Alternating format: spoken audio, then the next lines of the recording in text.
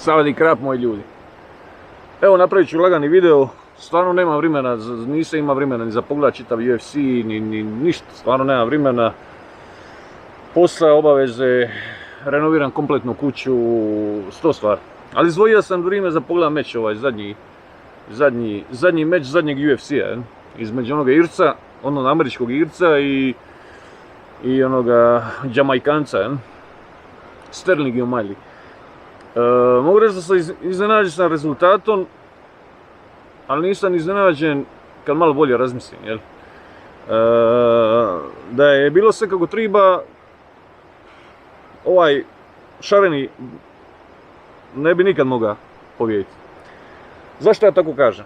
Ja sam i prije, ja znam sad ko voli i obožava UFC, ko ne želi vidjeti stvari realno, ne treba uopće pogledati ovaj video, može slobodno skreni s teme. Ja znam kad sam upoznao trenera, jednog od trenera Minotaura, da mi je rekao da kad se on borio sa Velasquezom, da su mu iz ovoga, kako se zove, iz UFC-a da su mu javili, on ne smije koristi BJJ na podu. Šta bi onda mogao? Koristi BJJ na nogama, šta je to BJJ na nogama? Kužiš? Tako da, jer su rekli moramo imati meksičkog teškaša, prvaka, bla bla bla. To je tada bilo još ono dok sam ja tamo manta u Rio de Janeiro, kad su oni borili, brate mili, to je bilo prije kusur godina, jel? Ja to vidim i ovdje u ovom meču, ista stvar.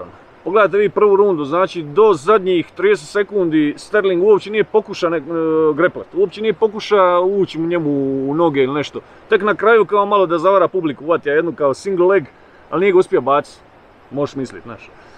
Tako je nastavio drugu rundu dok nije dobio onaj udarac, jel? Sam prekid meča je smišan, ono, niti je bio uzdrman, ono, klecnja ili na podu je bio skroz pri sebi, branija se, ohrenija se, moga se dignuti, jel tako? Međutim, onaj sudac je to, znači svi imaju naputak točno kako će se ponašati. On, ovaj njegov protivnik, sudac, kompletno svi.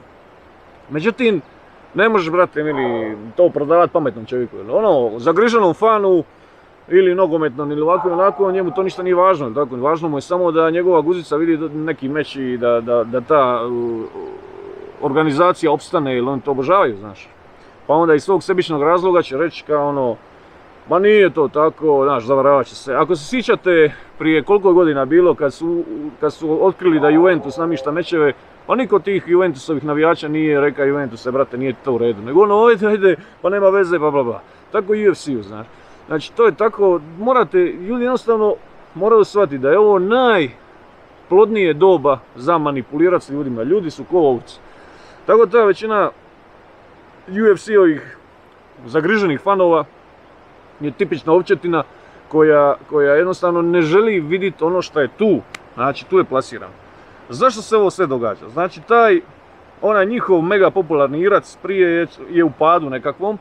Znači, i dalje bi on punija dvorane, jer takvi smo svi, ili nema tu šta, opet bi on da se pojavi. Ali nekako ne može on sam sa sebom, malo ga je promijenio novac i ovo i ono. Tako da oni vide da na njemu nemaju više kontrolu, znači ne može i on više. Sigurno on uvjetuje ovako i onako, oni to više ne mogu, pa ovo, pa ono i uglavnom, što ću reći, izgubili su kao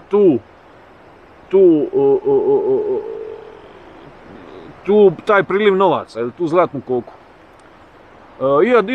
Iako on i dalje tu, može se, ali oni ne žele ovisiti samo o jednom liku. Oni moraju naći drugu mega zvijezdu. Gdje je pokušavaju tražiti? Pokušavaju tražiti u ovome novom šarenom Ircu, iako on Amerikanac.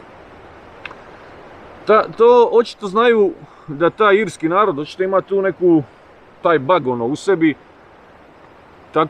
Takvi su karakterno, šta ja znam, lako ih se manipulira, lako ih je dovlači u dvorane, lako ih je opijat, lako ih je napravi da luduju, da urliču i tako. Njima je treba jedan takav novi jedan Irac istetovirani šarene glave koji trash talka, koji ima tu karizmu takvu kako oni vole i to. Naravno, čitav njegov Dana White privilege kažu da ne postoji, normalno da postoji i to je oduvijek je postojalo. Šta će njima neki tamo Jamajkanac koji ima hejt, kojeg mrze više nego što ga vole, kojemu osporavaju sve uspjehe i tako. Kad imaju ovamo s druge strane tog šarenog Irca, znaš brija obrve za $50, sad ima milijune, znaš. To je ta priča koja u Americi prolazi. Kad vi pogledate sami meč, Znači, točno zna sudac šta radi, točno je taj Jamajkanac, nije ni on cvečka, znaš, i on je proda to. To je lik koji je proda, ko zna koliko je love dobija iza kulisa. Ko zna koliko su mu rekli, ajde, brate, pusti, bija si dovoljno, imaš i slavu i sve, ljudi te hejtaju, ovo ono, ajde, brate, uzmi par miliončića i čao. Ne, par miliončića, ko zna o kojim ciframa se tu radi. Ili oni će uložit u Jamajkanca da preda meč, da bi mogao kasnije donijeti hrpu novaca. To vam je ono, bacite novac kroz prozor, on će ući kroz vrata. Čisti kapitalistička šema.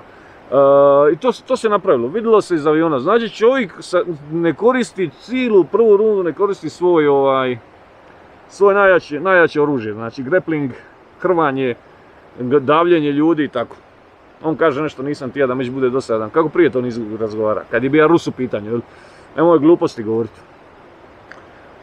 I dođe ovaj naš i ovaj ono naš, točno dogovoreno amo naš prije ili kasnije će ga skiniti, ne zna nogama ništa, nogama je ko Eustahije Brzić. I onda dođe ga pogodi nešto doli na podu kao naš, počeo se dizati čovjek, bija pri sebi i sudac, čao, jedva dočeka. Mislim, toliko prozirno, toliko vidljivo i opet niko ništa, opet govori, nije ga mogao rušiti zato što se ovaj super kreće. Brate, mili, on ga je rušio, on ga mogao rušiti kao god doći. Kao god doći. Znaš, pressing se zavali, uđe se, on ide nešto, baca neke noge, ima high kick ko blitva je, nema ništa. Boks neki, ne pogodio je ovoga Majlija neki u frtljutkom, znači on na nogama ne zna ništa. I on ide s njim se nadjačava na nogama. Mislim, zabranjeno 100% ili mu je plaćeno. Ja mislim da mu je plaćeno, jer on se nije se uopće žalija. Niko ne govori o revanšu, niko govori o nečemu, već se govore neke drugi mega mečevi, ovo. Tako da, meni je žao, ja vam se sad svima ispričavam ako sam vas nazvao ovako i onako, ali ljudi moji, to je toliko očito da vas uvati proliv. Taj meč je toliko očito da vas uvati proliv. I nije to prvi meč ni zadnji u UFC-u koji se tako radi. Zašto ja nikad neću platiti pay-per-view, zašto ja nikad neću uživo to gledati ako nemam vremena, i ako, zašto ja nisam fan te organizacije? Zato što je meni sve jasno. Ako vama nije, nastavite, uživajte u tome svemu. Ćao.